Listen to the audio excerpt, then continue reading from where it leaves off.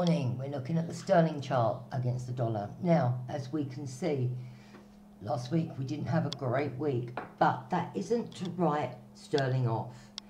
If you look at it across the currencies, the other currencies, as opposed to just the dollar, you can see that it's actually making gains, you know. We're up against the euro, we're up against the CAD, we're up against the Kiwi, we're up against Swissy.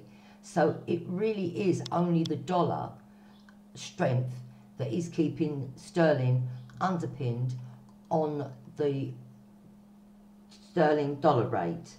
You know, we could see this bounce. We've got lots of support down here.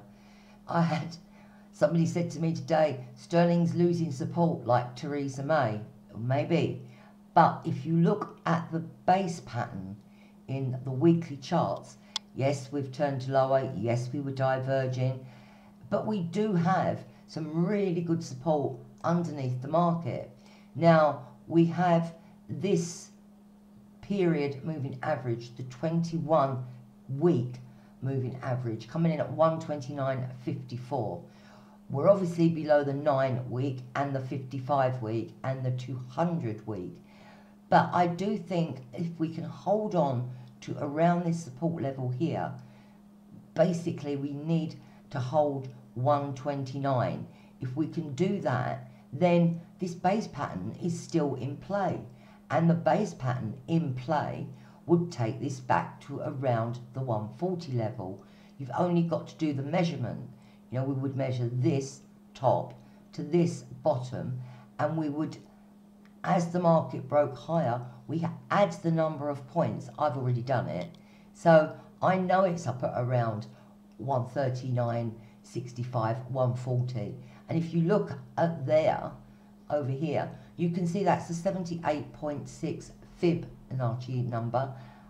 On the weekly chart, it's going to be important. Obviously, sterling's got a lot of ground to cover before we can all get excited about it. But as I say, I look at it not just against the dollar. I look at it across other currencies. And at the moment, across the other currencies, sterling's getting bid. Sterling's looking okay.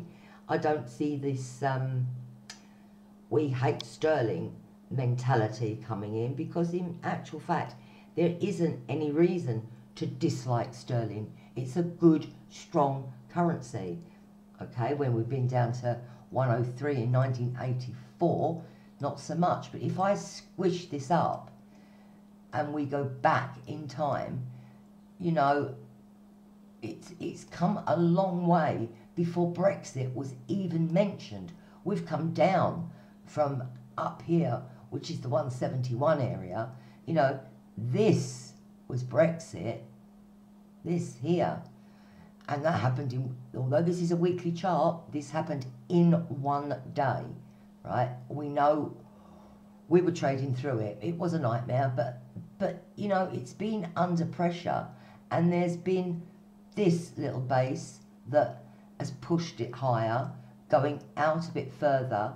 You've now got the same sort of scenario that is unfolding. We've got a little base, and this little base is higher than this little base.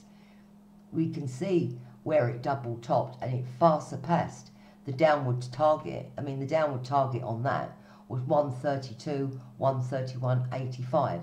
Well, we're below there. You know, we came all the way back down here to 124.5. So I don't see any reason why sterling shouldn't be loved at this moment in its life. And I really do think that as long as we do manage to hold on to these levels, we will see a rally in sterling. But I'm going to briefly look at the daily. This is what we call a descending wedge pattern. Some people might notice it, some people might not. But if we look at what it's going to do, we are actually above the daily pivot, which is at 129.85. And more importantly, look, we're above this 200-day moving average. Now that's coming in today at 129.64.